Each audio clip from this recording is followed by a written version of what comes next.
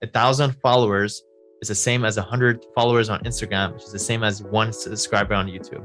It's like one practical, not one kind of analogy to put it. So a subscriber on YouTube is a lot more valuable than, let's say, 100 or 1,000 followers on TikTok. One thing that you said is, is as we dive into the number one marketing thing, and it needs to be scalable, it needs to be predictable, we really are talking about paid ads. And it's just a matter of which platform it's on.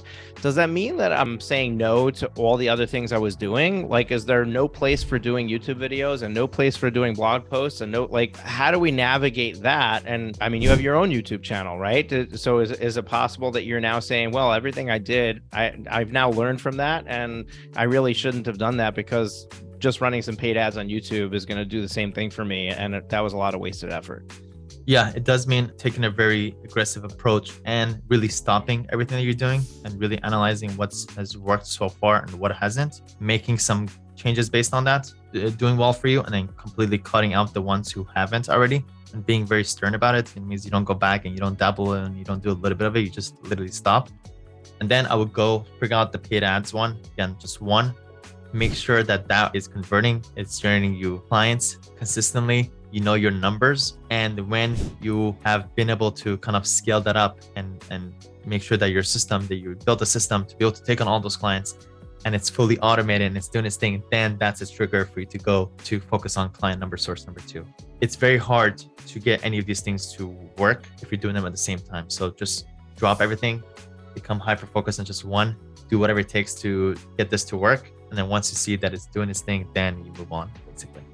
You think it's possible that the stuff that we're doing that's not paid might be helping the paid results? Like, I built a YouTube channel, and now when somebody goes and sees my ad, the first thing they're going to do is check me out. And now they find my YouTube channel and they say, oh, wow, this guy's got all these videos. He's legit. I can move forward. Or do you think that that's really not happening? They're clicking a link on the paid ad. They're showing up on the website. I've got some testimonials there and they're good to go. The most idealistic system is to have one paid ad source with your one top organic source, which does the nurturing, as you mentioned, with your email list, which is basically a way for you to increase those touch points and follow up automatically. That's the most ideal. So yeah, totally. So let's go through the top list. The first one is YouTube. So YouTube is actually my number one out of all of the organic sources because it has a higher barrier of entry. Okay, whatever in life is the higher barrier entry, that means less people are less likely to do it. And that means when you do it, it usually will bring you better results. So it's one of those things that has higher barrier entry, like such as writing a book. Not that you will write a book. When you do write a book, it's very effective. It's just the same kind of mindset. Second, it's usually most things in life, if you play the long-term game, you're usually are doing better than the people that are playing short-term. So these Instagram and Facebook and all that stuff are short-term kind of sided platforms. YouTube is the exact opposite. It's long-term. The videos that you post now, I don't expect anything in the first 12 months. These videos, I just expect in 2, 3, 4, 5 years. That's when they're really going to pay off for me. And the third is the mentality of the people that are on those platforms. What state are they in? Well, if they're on YouTube, they're sitting there, they're watching a 10-minute video of you. And that usually does a lot better job of nurturing people and builds a lot stronger relationship than just one of the people that you just happen to see on TikTok for 5 seconds. And next thing you know, you're like watching next one. There's a lot more of those people. A good analogy to give this to is 1,000 followers is the same as 100 followers on Instagram, which is the same as one subscriber on YouTube. It's like one practical, not one kind of analogy to put it. So a subscriber on YouTube is a lot more valuable than, let's say, 100 or 1,000 followers on TikTok. So my number one is YouTube for a long-term game. But if you are going to do YouTube, just know it's a long-term play. That means you cannot just dabble in it. You can't do just one video a week. Either do minimum 3 videos a week or don't do it. And also keep in mind, you need to do it for at least 12 months, if not for pretty much forever, indefinitely, in order to do it. So if you're not willing to, dedicate yourself to that, then I would probably not do YouTube. Second most effective one is TikTok. The reason why it's so effective is because there's a lot of eyeballs and a lot of time being spent on TikTok these days. Probably more than any other social media these days, but it has its downside again because it's so easy. It has a very low barrier of entry. Then a lot of people can do it, and you have a lot of competition. And there isn't, from what I understand, there isn't that much nurturing and relationship building done through TikTok because there's so many people that you're going through. So, and also when you do get followers, TikTok's algorithm is always trying to show you new people. It doesn't really show you people that you already been following. So there isn't that much ongoing nurturing that happens with TikTok. So it's good. It gets a lot of eyeballs. You'll be able to grow very quickly, but I'm not sure how much room it has to grow in the future. So my money, honestly, if I were to go one or the other, I'm leaning towards YouTube, if not TikTok. And then third, possibly Instagram, but honestly, I don't have that much confidence in Instagram. Again, looking forward where it will be in 3 to 5 years. So so those are like essentially the top 2 organic sources. And then just make sure also third leg of this is your email list. Make sure that you're always consistently building that up. You also have your automations that are automatically emailing people as they join your email list. And also you're systematically every week they're hearing from you when you're sending these broadcast emails. Now, what about top paid traffic sources? Do you have an opinion on that? Is YouTube the number one there as well? No, right now, it seems like Facebook still has the crown right now. But YouTube, I would say over time will be the one to watch for. So yeah, it seems like to me right now, Facebook number 1, YouTube number 2, and then Google and TikTok number 3. And each of them do really well if you know what you're doing. And again, it's one of those things where it's practice specific, and I'm actually sitting on what works for which practice areas, and that's where I share. And I share resources about how to go get those made for you. Compare Google and Facebook, they're 2 completely different marketing types, right? The Google is you've got somebody actively searching for a solution. Facebook, you're basically interrupting somebody to present them with a solution. So, it really depends on who it is that you're talking to. If you're a criminal lawyer, Google's going to be the place to be, because you're not going to be, talking about criminal law on Facebook and hoping that eventually when they get locked up, they're going to remember they saw your Facebook ad 3 years ago. But at the same time, somebody who's doing estate planning, they have to educate the market on the fact that an estate plan is necessary, and their Facebook ads are going to make a lot more sense.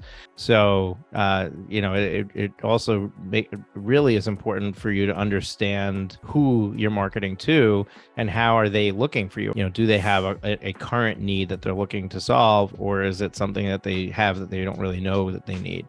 Totally. The thing to keep in mind with Google, it's the easiest and it's the most dependable way to get clients, but also it's very saturated and you're limited by how many searches there are in your geographic location. The benefit of Facebook, as you mentioned, is you're just interrupting people, regular people who are not necessarily looking for a lawyer, but you're interrupting them, say, hey, if you have this problem, or if you have this problem, then you might be entitled to these things, and you have to get them that way. Now, I don't think you want to get too far into the paid ad conversation probably today, but with something like Facebook, in the way that traditional marketers teach how to do Facebook is, you want to provide information that they're going to be interested in. And then maybe when they saw your video and you see a certain amount of video view percentage, then send them another one and kind of warm them up to you that way. Is that the most effective way, or is it straight to an offer, straight to a, hey, if you have this problem, click here? What's the right way to do that kind of interruption-based marketing when looking to build consistency in your law firm? Two objectives. Either one is generate leads using Facebook lead forms, or 2, which is send them to a quote-unquote funnel to be able to nurture them and educate them and follow up with them to get them to book a call to get them as a client. So those are a short way to extend the objective. Awesome. Yeah, and I love that, and so many times we try to get fancy and create all these multiple layers when it might be so simple as just, hey, just present this in front of them and let them raise their hand and say, yeah, I'm interested. And the other thing is that we tend to forget how much it costs to acquire a client. And, you shared a number like, hey, it costs you $1,000 to acquire the client. You got to make sure that you got $5,000 to $6,000 of revenue at least coming from that. Now, it doesn't mean that you're paying that per lead, because not every lead turns into a client.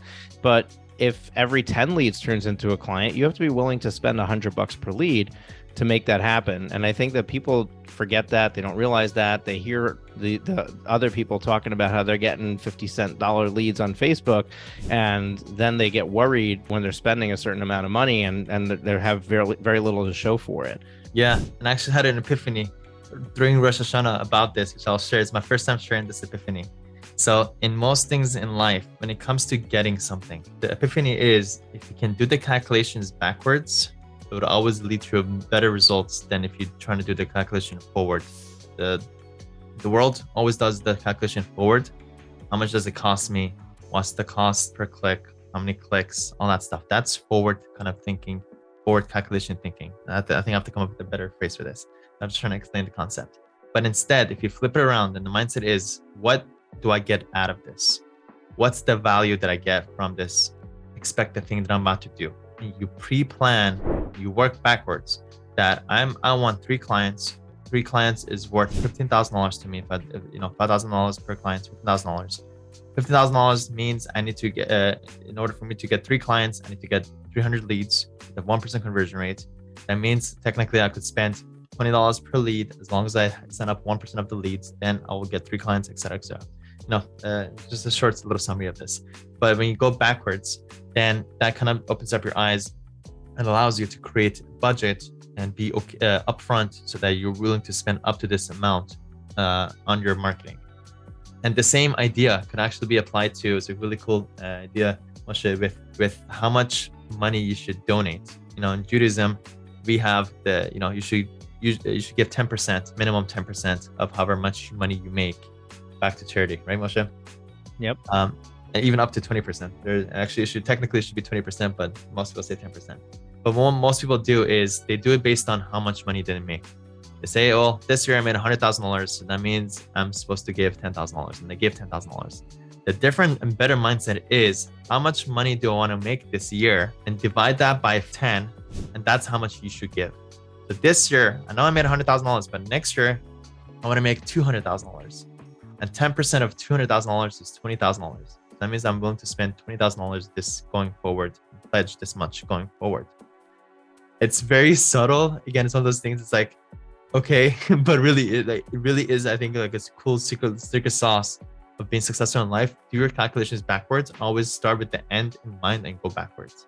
Lawyer Nation, I hope you enjoyed that video. If you did, take a moment right now to subscribe right below and turn on the bell notification to get notified every time I post a video, because right now I'm posting 5 videos a week, providing lots of value to lawyers. So click right here to subscribe, and to watch the next most relevant video, click right here.